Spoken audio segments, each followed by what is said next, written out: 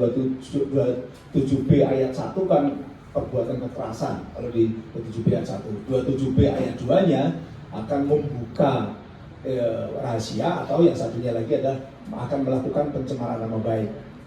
Nah, ini berarti apa? Perbuatannya yang akan dilakukan itu depan, bukan sesuatu yang sudah terjadi. Kalau ada sesuatu yang sudah terjadi, ya itu berarti bukan namanya ancaman. Ya. Karena kalau itu dianggap sebagai ancamannya itu sudah terjadi, ya. Tidak bisa, sesuatu yang sudah terjadi itu bukan ancaman. Ancaman itu adalah memberikan pernyataan akan perbuatan yang akan datang yang dilakukan. Itu adalah dalam konteks ini adalah mencemarkan nama baik, akan melakukan pencemaran nama baik. Yang kedua adalah akan membuka rahasia. Pencemaran nama baik itu objeknya adalah orang lain, kalau istilah di pasal 27A. Orang, seseorang. Kalau di pencemaran nama baik namanya menyerang kehormatan seseorang kalau di KUHP lama, dengan menuduhkan suatu hal, ini seseorang.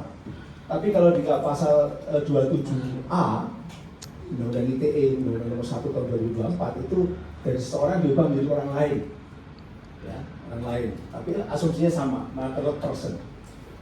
Nah, begitu pula dalam pengancaman ini, atau katakanlah tadi membuka rahasia ini juga membuka rahasia seseorang atau orang lain tentang apa? Rahasia pribadinya, data pribadinya, itu yang akan dibuka. Rahasia pribadi yang sebenarnya itu adalah tidak boleh bisa dibuka pada orang lain, apalagi kalau cara memperolehnya juga secara ilegal, data pribadi itu. Tapi itu data pribadi atau rahasia pribadi orang, bukan korporasi, bukan pemerintah, bukan juga produk yang dilindungi oleh Undang-Undang ITE ini. Hak asasi manusia, orang. Terima kasih. Oke, baik. Satu lagi dari saya, ya, Saudara Andi. Jadi ketika ada seseorang menerima pesan dari aplikasi WhatsApp-nya, yang narasinya kira begini, bahwa ini baru salah satu, belum semuanya, bisa hancur kredibilitasnya, misalnya di hadapan pengacara, gua jamin. Pertanyaan saya, apakah narasi seperti ini adalah merupakan suatu bentuk ancaman atau ancaman untuk membuka rahasia? Mohon penjelasan kepada. Satu, tadi saya katakan pasal 27B itu ada ancaman, ada pemaksaan. Kalau orang mengatakan ini baru satu, belum, masih ada. Ini baru satu, artinya masih banyak yang lain bisa hancur kredibilitasnya.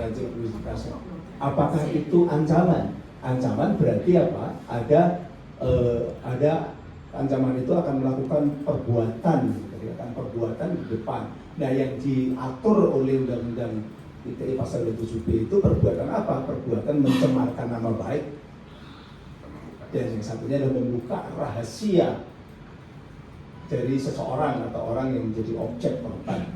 Itu. Jadi kalau tidak ada dan kemudian dilanjutkan dengan pemaksaan, harus ada pemaksaan. Karena ini kan delik material di pasal 27B itu. Jadi ada ancaman, ada pemaksaan, bahkan kemudian ada perbuatan yang diancamkan itu dilakukan.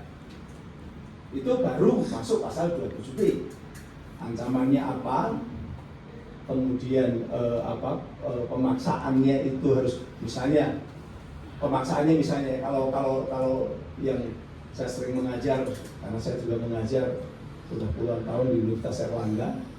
Kalau saya ngajar, saya katakan gini, contoh pasal 27B itu misalnya kirim uang ke saya 50 miliar. Itu berarti adalah pemaksaan. Kalau tidak mengirim uang, nanti saya akan buka rahasiamu, atau akan saya ungkap bagaimana dulu kamu pernah begini, saya gitu. Jadi itu yang namanya mengancam akan membuka rahasia pribadi. Misalnya pelaku dengan orang yang diancam itu dulunya adalah pacar, lalu akan saya buka foto-foto kita dulu, video-video kita dulu. Nah, itu adalah pengancaman. Lalu kemudian pemaksaan untuk kirim uang. Nah, kemudian ada transfer, itu baru pasal 27B masuk. Makanya pasal 27B itu sanksi pidananya 6 tahun bisa ditahan.